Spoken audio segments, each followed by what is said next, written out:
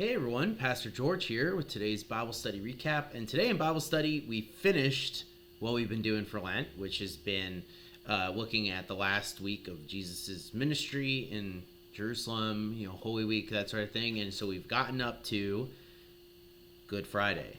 And this is kind of a little bit of a cheating thing on my part because this takes place very early on Good Friday. We didn't talk about the crucifixion.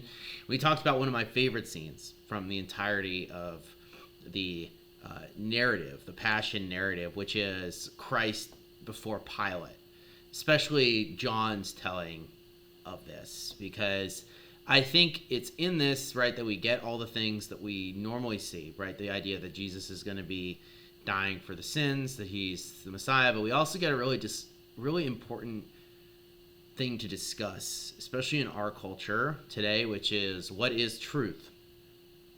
This is like this seems as though something that should be easy to answer, right? But it is, right? Jesus gives a kind of a profound answer when he talks about this, but Pilate's response is often the response that we get in our culture, right? Our culture is a very cynical one towards truth, and it's not just us. This is a general movement across philosophy and in our culture in the West for the last almost a century at this point, right? The idea that there is not a universal truth by which we can measure things, or that the way that we measure them are inhabited by bias, and we can't really trust anything. But here, right, Jesus shows us that there is an answer, and there is a truth. And this is important when it comes to discussing what Pilate and Jesus say. So in the story, right, Jesus is taken from the high priest Caiaphas's house. He's taken to Pontius Pilate's residence, which is in the palace, Herod's palace. And this is, of course, very much a purposeful thing that's done on the part of the Romans, right? That's, you are here. That there's a king, but there's a Roman governor that also lives in your palace. Kind of like, don't forget who's really in charge type of thing. And so they wake Pilate up very early in the morning, and they won't go inside because he's a Gentile, so he has to come outside to meet them. You can just imagine this Roman governor being just completely ambivalent about what these people want. In fact, that's what it looks like, right? He's like, listen, you try him yourself, right? And later on, he's like, I can't find a reason to kill this guy. This is not important to me. Like, this is not something I care about, right? But the idea here is that basically there's this underlying assumption on the part of the Jewish leaders that, like, if you don't kill this guy, there's going to be a riot and there's going to be a problem. And you see this kind of, John elides the story, right? Other people tell it in greater detail, the other gospel writers, but he talks about Barabbas. John just mentions him here off a hand. But like that, right? Like there's when there's that rejection of Jesus in favor of Barabbas, there's this big idea that, oh wow, these people might revolt if we don't kill this type of guy or something, this guy or whatever.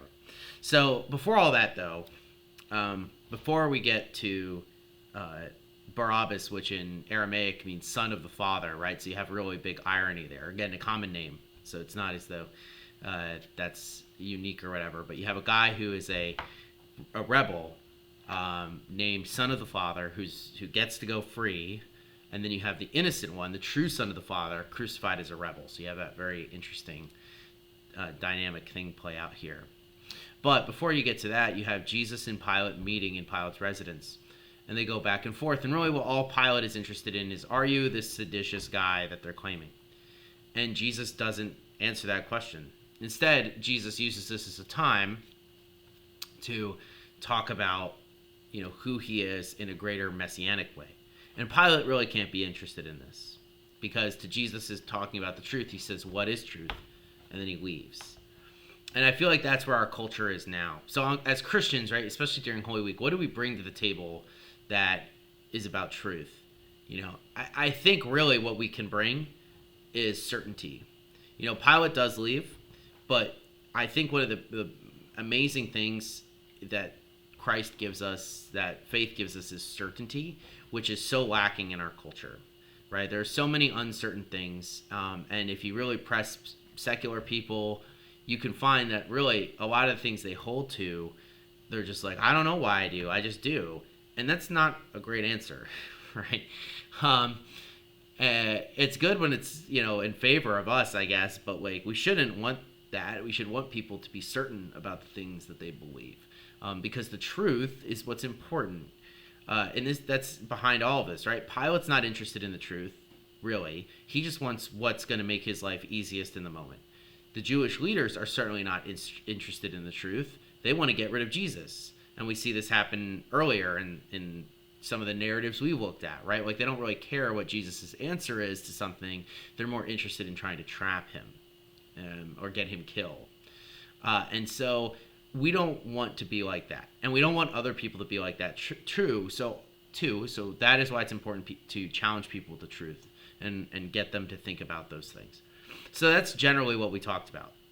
We went into a lot more detail, but, this is just a recap. So that's all you get. Anyway, I hope you guys have a wonderful rest of your Wednesday. I'll see you guys tomorrow for a new thing and our Maundy Thursday service. And, of course, our resurrection service on Sunday. Looking forward to all of that. I hope you guys have a wonderful, wonderful rest of your Wednesday. Peace out.